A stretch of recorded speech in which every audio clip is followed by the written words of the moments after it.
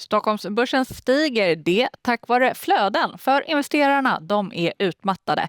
Det är en rejäl graffest bakom det påståendet och där djupdyker vi nu. Varmt välkomna till Börslunch.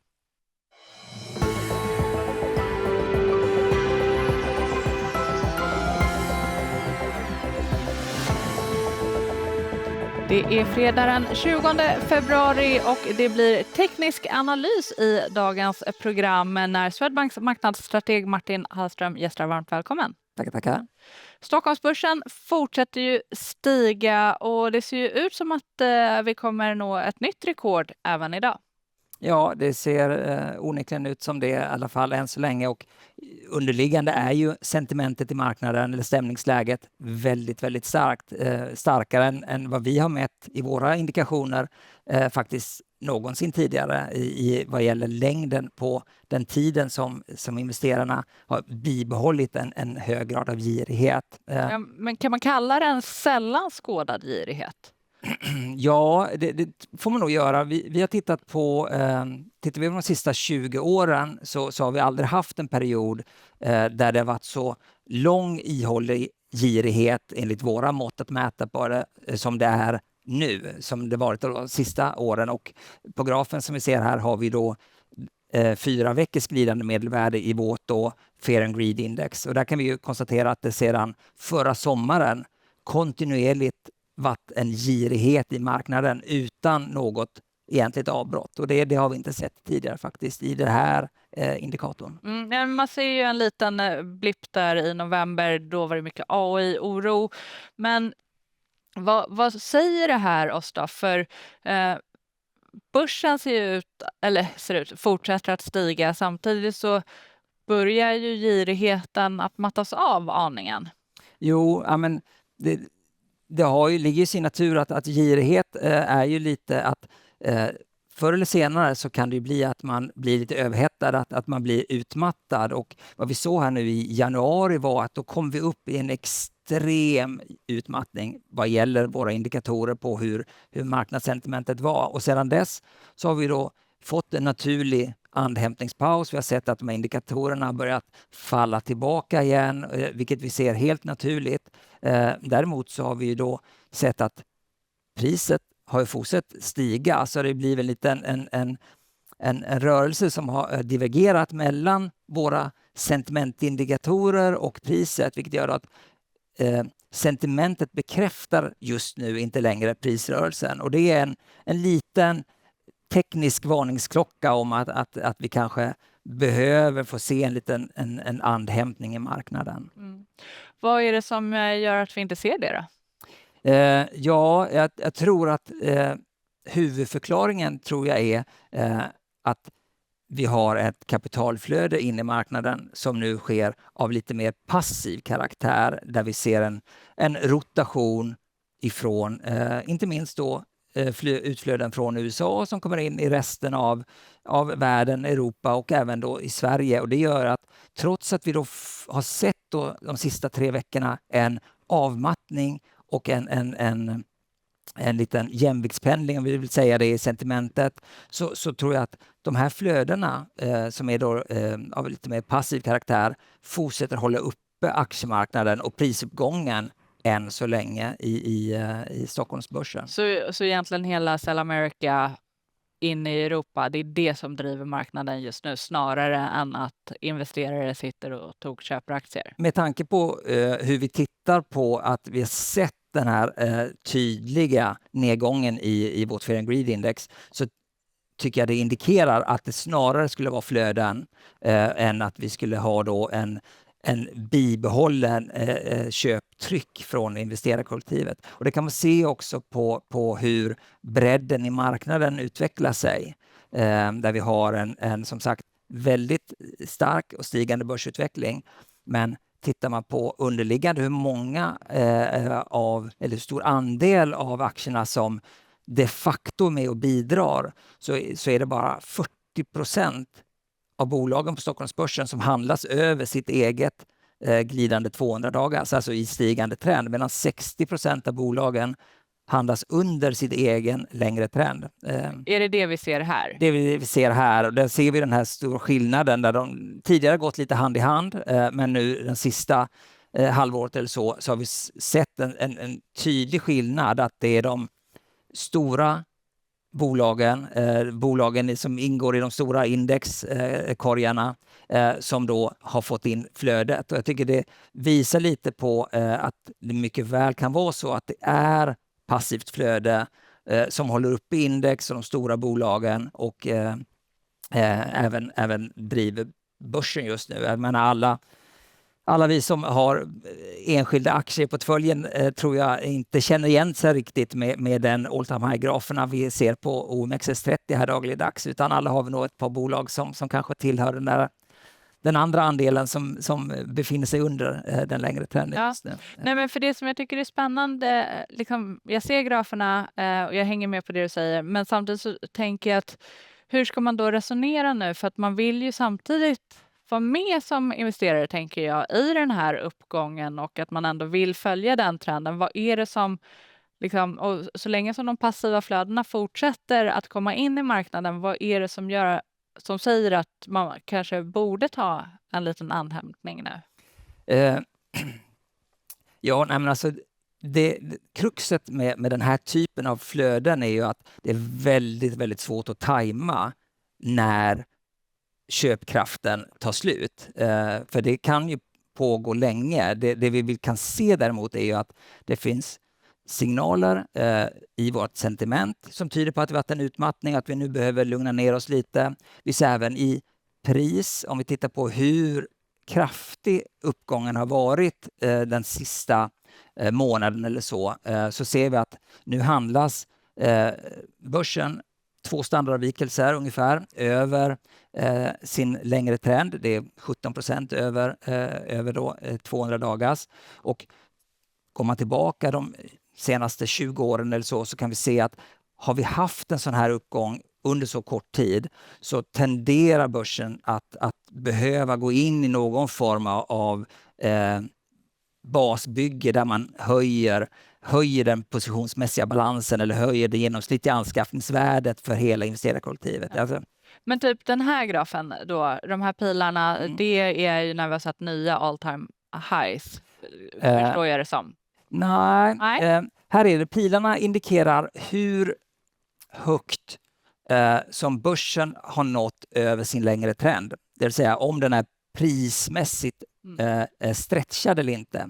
Alltså man kan se det lite som att man bygger ett torn med gängaklossar i en enda stapel. Och det går att bygga högt, men förr eller senare så blir det tornet väldigt ostabilt och man kanske måste stanna upp med att bygga på höjden och börja bygga på basen istället, så att man får en stabilare bas och högre bas till en högre nivå för att kunna ta nästa steg uppåt. Och jag tror vi börjar närma oss det prismässigt nu, att vi har kommit väldigt stretchat, väldigt högt på kort tid, som gör att vi kanske behöver en andhämtningspaus. Och där har vi inte sagt att inte börsen ska fortsätta upp. Jag är väldigt positiv med tanke på den första grafen, att vi har en underliggande stark girighet i marknaden.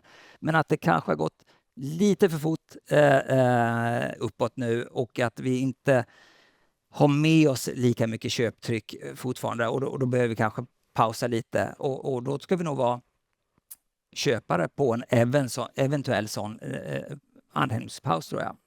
Men så tolkar jag dig rätt i att man kanske ska avvakta lite nu och vänta på någon typ av korrigering? Ja, jag skulle nog personligen kanske avvakta med nya pengar här. Jag skulle nog inte sälja någonting, för som sagt, trenden är väldigt stark och man vet inte hur länge kapitalflödena kan fortsätta driva.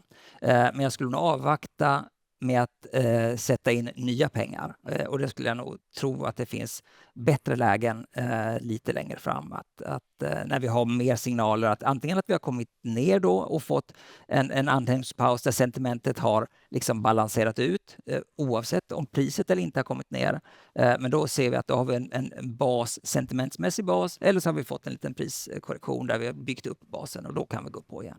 Och det andra som man också undrar, för vi pratade ju om att det inte är någon bredd i den här uppgången.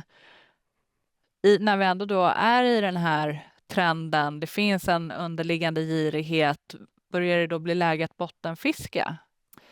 Eh, Ja, det beror på lite vilken tidsperspektiv man har kanske i sitt... Jag tror det finns väldigt många bolag med fina värden som kommer materialiseras på lång sikt. Men i en marknadsmiljö som drivs av flockbeteende, social bevisning, FOMO, alltså det är den typen av drivkrafter i börsen och då med det här flödet av passivt kapital, så tror jag att det egentligen inte är läge att försöka bottenfiska i dem som har hamnat i bakvattnet, utan jag tror snarare det är så att vinnare kommer fortsätta vara vinnare, och jag skulle främst söka mig till aktier och bolag som redan har en positiv trend och har ett kapitalflöde bakom sig. Vi ska prata lite om några sådana exempel, men jag vill också nämna några nyheter från dagen. Där ser vi fastighetsbolaget Castellum som vi får säga är en av dagens stora vinnare. Aktien är upp 8%. Fastighetsbolaget har sålt fastigheter för 5,6 miljarder kronor till AP7. Också sockrar i styrelsen det här återköpsbeskedet från tidigare i veckan. Man har nu beslutat att initiera återköp av egna aktier om upp till 3,4 miljarder kronor. Det är precis det marknaden vill se. Ja, jättebra att transaktionsmarknaden kommer igång, och inte minst att vi då ser att försäljningen sker över bokfört värde, och att det bekräftar ju liksom de värden som finns i bolaget, och att de använder pengarna till återköp gör ju också att det blir aktieägarvärde. Så att det är en välförtjänt positiv rörelse i aktien, tycker jag. Vi ser en uppgång också i konsultföretaget BTS, rusar 17%. VD Jessica Skon gör bedömningen att Q4 är en vändpunkt och tror att bolaget återgår till tillväxt under 2026. Så vill jag också nämna, även om aktien är handelsstoppad, Intellego kommer med rapport i eftermiddag, och på måndag så är det ju en extra stämma. Där kan också passa på att puffa för den intervju som EFN har med storägaren Hans Isos. Den finns på sajten och i appen. Och då ska vi väl gå in till två av de bolag i alla fall som är i en positiv trend. Verkstadsbolaget AQ Group tycker du är intressant i dagsläget? Ja, men det är ett exempel på den typen av bolag jag letar efter nu. Alltså jag vill ha bolag som har en bra fundamentell liksom inte nödvändigtvis värdering, men en bra efterfrågesituation där det har gynnsamma trender bakom sig. Och här har vi ett bolag som, det är en kontraktstillverkare som är exponerad mot väldigt intressanta segment nu, tycker jag. Det är datacenter, det är elektrifiering, det är försvar. Det är liksom väldigt god exponering, och kunderna, det är stora kunder, ABB, Hitachi och så vidare. Så att den har en god exponering, borgar för en god, fortsatt stabil tillväxt, nettokassa, och kan fortsätta göra förvärv och så vidare. Så att de har liksom allting på plats för en fortsatt god tillväxtresa, både vinst och försäljningsmässigt. Och sen så har vi då den andra biten som jag var inne på tidigare, som jag eftersöker, att det är redan ett stort investeringintresse i bolaget.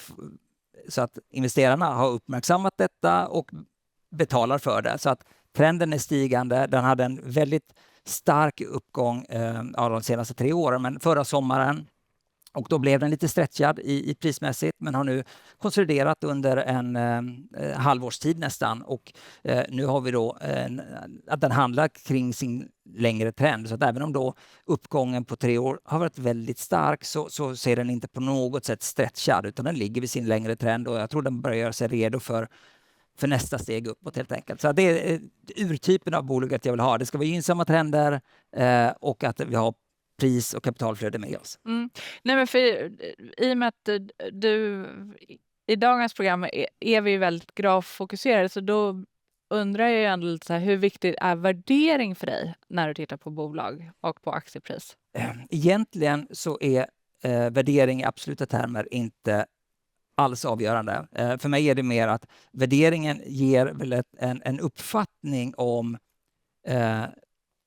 fallhöjden väl de här trenderna vänder eller liksom potentialen när vi väl ser en botten vara på plats.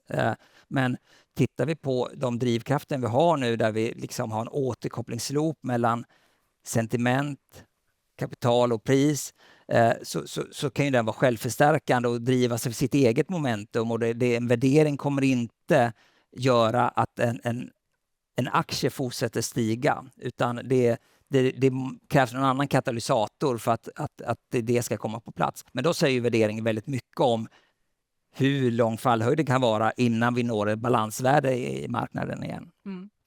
Och vad säger du om Securitas? Vad är det som talar för det bolaget? Det är lite andra premisser än det tidigare vi pratade om, utan här har vi ett bolag, jag menar, det är ju väldigt stabilt, det växer ju inte här så jättemycket. Men här tycker vi att de har ju en marginalresa bakom sig som är rätt imponerande. De har ju haft som mål att komma upp i 8%, vilket de nu också lyckats med i förra halvåret, och som vi ser så har det ju blivit en omvärdering i bolaget också. Vi satte väl nytt all time high i här bara för ett par veckor sedan. Men jag tycker att här finns det fortfarande fog för att investera kollektivet eller marknaden som sådan inte riktigt betalat för den fina marginalresan som de har och som de kanske fortsätter kommer leverera framöver. Å andra sidan så kan man väl hävda att förtroendet kanske har stukats lite och att man inte riktigt vågar lita på de här marginalerna.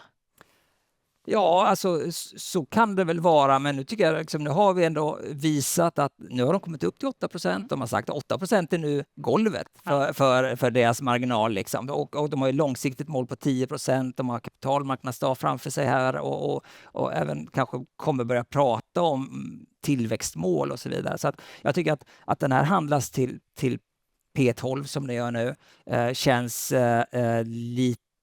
lite snålt, både mot sin egen historik och givet då den här marginalresan den har och mot börsen som helhet. Så att här finns det, jag tycker inte man ska vara rädd för att den satt all time high. Det finns fortsatt resa att göra där. Ja, nej, men för på grafen där har du ju också markerat ut hur aktien skulle se ut om den handlades till P18.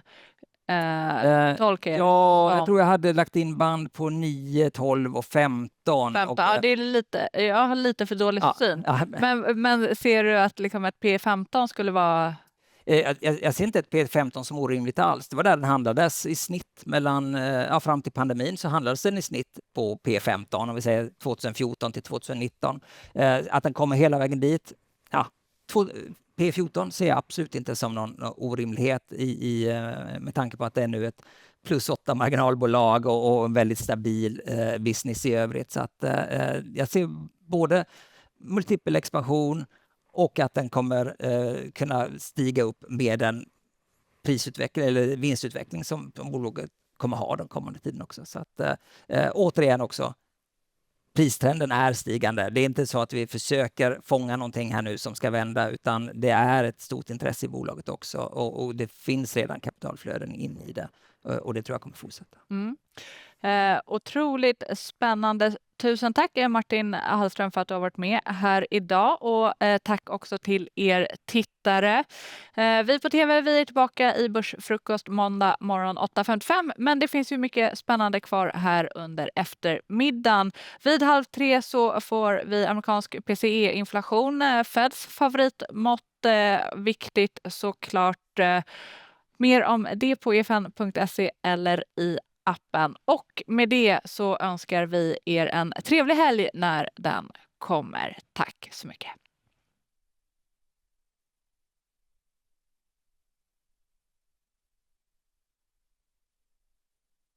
Det här var en produktion från EFN. Ansvarig utgivare Anders Hägerstrand.